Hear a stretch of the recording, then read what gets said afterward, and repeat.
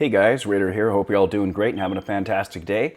So Samsung is about to release their S22 lineup of phones alongside the Galaxy Tab S8 lineup of tablets coming up here on February 9th. So is the Tab S8 Ultra really worth the upgrade over the current existing flagship, which is the Galaxy Tab S7 Plus? I'm going to throw this graphic up on the screen. So we're going to do a little side-by-side comparison of what you're kind of getting for your money. So you'll see here that the size difference is quite staggering. We have a 2.2-inch difference in screen real estate. We go up from 12.4 to 14.6 inches in screen size. So that's going to make a massive difference for those of you that are into productivity or into doing video editing or into doing photography, things of that nature. Also people working out in the field. Having that large size, to play devil's advocate, it's going to be very hard to carry that around from a portability standpoint. That's one concern I would have. So let's talk about the next thing that we can quantify about the display, and that is the screen brightness. So for the Tab S7 Plus, it is advertised at around 550 nits by Samsung. A lot of people have been testing it closer to 600 nits of brightness.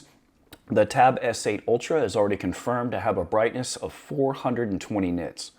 That's a substantial downgrade in the overall brightness that you're going to get from the Tab S8 Ultra. Let's go to the next thing that we can quantify that we already know for sure, and that is the pixel density.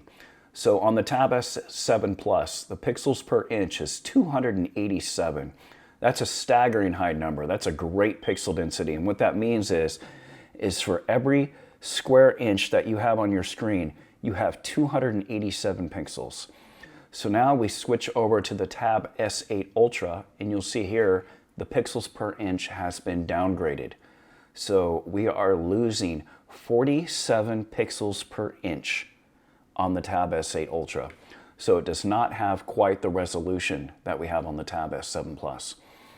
Now let's go to the main thing to consider when purchasing the Tab S8 Ultra or deciding to get the Tab S7 Plus if you don't have a flagship tablet already. That is the price. So I just did some looking around on eBay, and right now, brand new, the 8GB RAM, 256GB storage version of the Tab S7 Plus is going for $749 all day.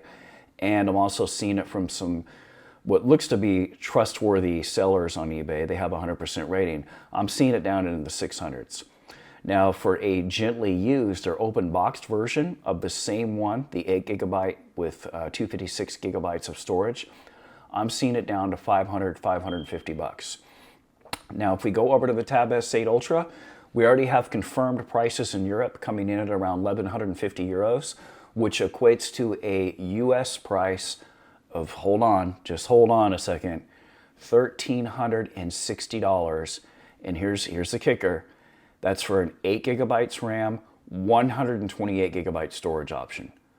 So they're also going to make another variant, which is going to be a 16GB with 512GB version. That's going to come in at roughly $1,500. Now, we don't have any used options. Obviously, this is a brand new product just coming out. And that brings me to the next gripe, and that is the keyboard. So the keyboard accessory that you see here, you can find this on eBay used all day long, no problem, 80 to 100 bucks. And I do recommend this keyboard cover. It's really nice. It has the back piece, for leaning it and put it in different positions. It's great to detach it. You just put it right on your lap, attaches right back up. You get all your mouse functionality that you'd expect, as well as some function keys. The only thing you're missing here is the backlighting. But I can deal with that for the shallow price tag of like 80 to 100 bucks. Compared to what's going to be roughly $300 to $350. And you're only going to have the option to buy it new for the Tab S8 Ultra. So you're going to be paying another $300 to $350 for the keyboard.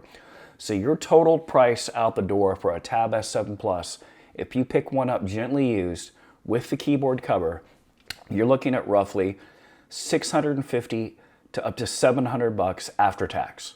So about $700 after tax, you will have the full setup. The keyboard cover, everything comes with the S Pen, you're good to go. For the Tab S8 Ultra, you are looking at roughly $1,700 to $1,800 with the keyboard cover And by doing so, you're losing half of your storage. That's for the 128 gigabyte option.